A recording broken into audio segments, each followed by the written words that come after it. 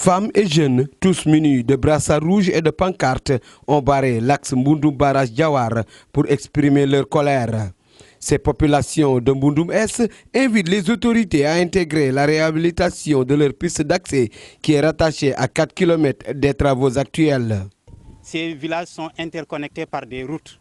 Et présentement, nous avons cette route qui quitte Rossbeth jusqu'à Diawar, qui est en train d'être réhabilitée. Et nous ne comprenons pas pourquoi, à chaque fois qu'il y a réhabilitation, qu'on ignore le tronçon Mbundoum Est, Mbundoum Barrage, et qui pourtant a existé dans les mêmes circonstances que celle de Mbundoum Est Diawar. Donc raison pour laquelle nous sommes là aujourd'hui pour réclamer ce que de droit. Parce que si on ne se réhabilite pas cette route-là, cela veut dire quoi? Encore nous allons continuer à souffrir. Pendant chaque hivernage, il nous faut au moins 2 voire 3 jours pour pouvoir sortir. À l'intérieur du village, on n'a pas de problème parce que c'est l'un des villages également où, après la pluie, on peut circuler librement. Mais pour sortir, c'est un casse-tête.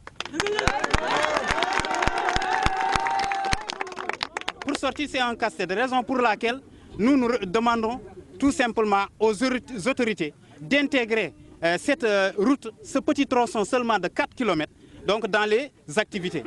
Et si cette route n'est pas réhabilitée, cela veut dire quoi? Que nous allons rester encore des années dans ces circonstances, dans ces conditions.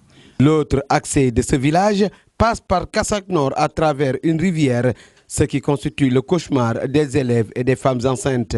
Nos élèves sont rattachés du lycée de Kassak Nord.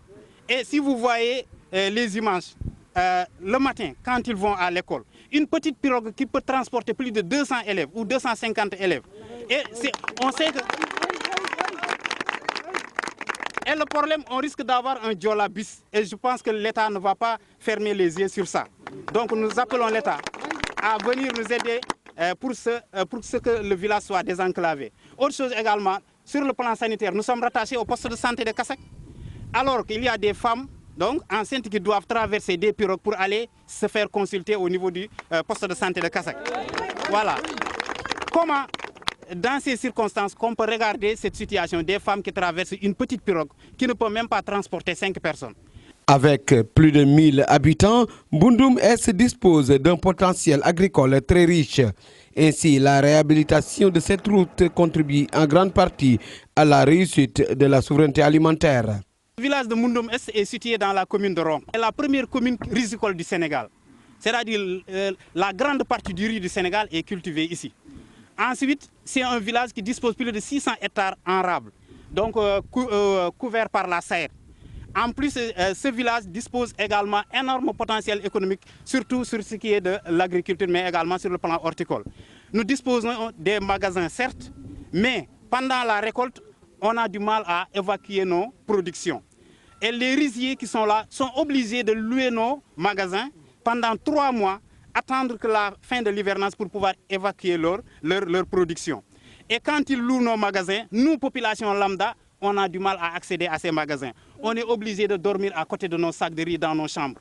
Donc, si la route est réhabilitée, non seulement les magasins pourront être livrés aux riziers, nous pourrons également chaque matin ou chaque soir évacuer notre production, c'est-à-dire le surplus, c'est-à-dire ce qui n'est pas encore commercialisé.